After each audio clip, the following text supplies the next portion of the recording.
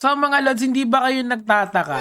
Kasi bakit parang every 2 months, every 3 months, may lumalabas na issue about sa maleta at saka piecemeal nila ginagawa.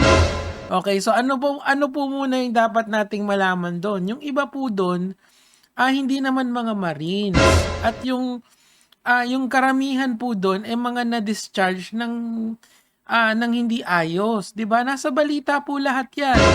Tapos yung ibang inaakusahan doon, halimbawa si Tito Sen, saka si Laila de Lima, hindi pa naman yan mga politiko or hindi yan nakaupo sa pwesto noong 2022 hanggang 2024. Nito na lang silang May 2025 na elect. Lalo naman si de Lima. So paano sila masasali dyan sa mga ganyang kalokohan, di ba? Isa pa, eto pa lang si Attorney Baligold na to. Ano pala to, Duterte supporter pala to, di ba?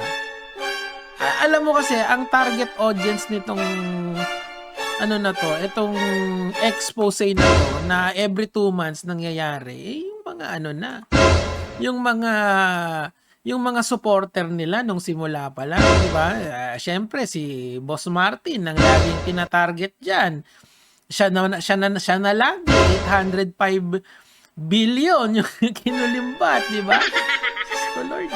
Hindi na natapos eh. Tapos ang masakit pa rito, dinuduktong talaga nila kay BBM. Parang si BBM yung final target nila talaga eh. Alam nyo yun? Sana, tapos ang pinaka-kicker sa akin dito, yung ICC judges kasali.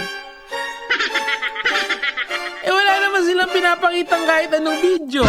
Wala naman silang pinapakitang kahit yung litrato, malabo. Yung mga ibang picture parang in AI, 'di ba? So, ingat-ingat lang po tayo. Wag po tayong padalos-dalos sa mga ganitong script na kumakalat sa social media. Kung may kaso sila, isampa nila. Yun ang importante. Yun lang naman po.